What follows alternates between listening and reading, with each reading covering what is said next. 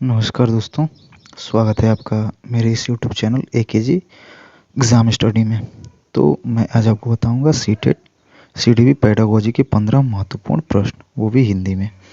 तो चलिए देर नहीं करते हैं और प्रश्न को शुरू करते हैं। तो देखिए, पहला प्रश्न क्या दिया है कि शिक्षक की सबसे महत्वपूर्ण भूमिका क्या है। शिक्षक की सबसे महत्वपूर्ण भूमिका अनुशासन बनाए रखना, ये भी नहीं है। ज्ञान देना, ये भी नहीं है। गृह कार्य देना, ये भी नहीं है। सब नेगेटिव है। सबसे सही आंसर होगा सीखने में सहायक, यानी कि फैसिलिटेटर बनना।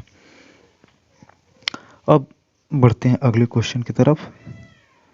देखते हैं अगला क्वेश्चन क्या है। बाल केंद्रित शिक्षा का मुख्य उद्देश्य क्या है। तो बाल केंद्रित शिक्षा का मुख्य उद्देश्य देखिए, रटना जो कि नेगेटिव शब्द है। परीक्षा में अंक दिलाना, अंक बिल्कुल नहीं दिलाया जाता है, ये भी एक नेगेटिव शब्द है, यानी कि ये भी नहीं होगा। केवल पाठ्य पुस्तक पूरा करना केवल आ गया है, ये भी नहीं होगा। बच्चे का समग्र विकास, हाँ, बच्चे का समग्र विकास, बाल केंद्रित शिक्षा में बच्चे का जो है समग्र विकास किया जाता है। अब बढ़ते हैं अगले क्वेश्चन की तरफ।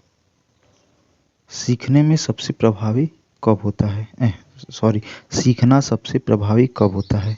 जब शिक्षक केवल व्याख्यान दे, देखिए केवल है तो ये नहीं होगा। जब अधिक गृह कार्य बिल्कुल नहीं है। जब केवल परीक्षा हो, ये भी नहीं है। जब छात्र सक्रिय रूप से भाग ले, यही आंसर क्या होगा, सही होगा। अगला क्वेश्चन है, रचनावादी कक्षा में शिक्षक क्या करता है। तो रचनावादी कक्षा में शिक्षक जो है एक उत्तर बताता है, नहीं होगा। केवल, देखिए केवल दिया, ये नेगेटिव है। दंड देना, ये भी एक नेगेटिव शब्द है, यानी कि नहीं होगा। तो सही आंसर होगा स्वयं खोज कर सीखने को अवसर देना। जो रचनावादी कक्षा होता है, उसमें बच्चों को क्या किया जाता है, स्वयं से खोजने का अवसर दिया जाता है। अब अगला क्वेश्चन क्या कर रहा है कि समावेशी शिक्षा का अर्थ क्या है। तो समावेशी शिक्षा का अर्थ ये होता है कि जिसमें प्रतिभाशाली बच्चे और दिव्यांग बच्चे या अन्य बच्चे सभी एक साथ पढ़ें। तो इसका सही आंसर क्या हो जाएगा कि सभी बच्चों को साथ पढ़ाना। देखिए सभी ACD में क्या दिया है, केवल दिया है, केवल दिया है, अलग अलग दिया है। तो ये जो कि नेगेटिव शब्द हैं, ये नहीं होंगे। अब बढ़ते हैं अगले क्वेश्चन की तरफ। सतत एवं व्यापक मूल्यांकन यानी CCE का अर्थ क्या होता है। सतत एवं व्यापक मूल्यांकन CCE का उद्देश्य क्या है। तो इसमें है बच्चे के सीखने की निरंतर प्रगति का मूल्यांकन करना। सतत एवं व्यापक मूल्यांकन में बच्चे की निरंतर सीखने की प्रगति क्या है, उसका मूल्यांकन किया जाता है, जो कि एक कंटिन्यू प्रोसेस होता है। अब बढ़ते हैं अगले क्वेश्चन की तरफ। अगला क्वेश्चन क्या कर रहा है कि सीखने का सर्वोत्तम तरीका कौन सा है। सीखने का सबसे सर्वोत्तम तरीका कौन सा है। रटना, जो कि बिल्कुल नहीं होगा। केवल सुनना, ये भी बिल्कुल नहीं होगा। केवल पढ़ना, ये भी बिल्कुल नहीं होगा। तो सही आंसर होगा करके सीखना। बच्चे जो है वह करके सीखने पे ज़्यादा फोकस किया जाता है बाल केंद्रित शिक्षा में। प्रेरणा यानी कि मोटिवेशन सीखने को क्या करता है, कम करता है, जी नहीं। प्रभावित नहीं करता, ये भी नहीं होगा। समाप्त करता है, ये भी नहीं होगा। क्या होता है, प्रेरणा सीखने को क्या करता है, बढ़ाता है। तो सही ऑप्शन हो जाएगा C। अब बढ़ते हैं अगले क्वेश्चन की तरफ। अच्छा शिक्षक बच्चों की गलतियों को क्या करता है।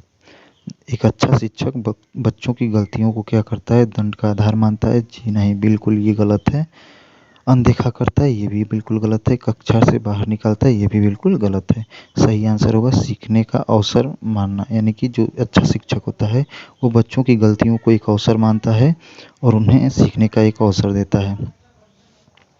अब अगला क्वेश्चन है, व्यक्तिगत भिन्नताओं का सम्मान करना किसका गुण है। तो व्यक्तिगत भिन्नताओं का सम्मान करना जो कि है बाल केंद्रित शिक्षण का गुण है। इसमें पारंपरिक शिक्षण, रटने की विधि और व्याख्यान विधि बिल्कुल नहीं आती है। तो सही आंसर हो जाएगा बाल केंद्रित शिक्षण।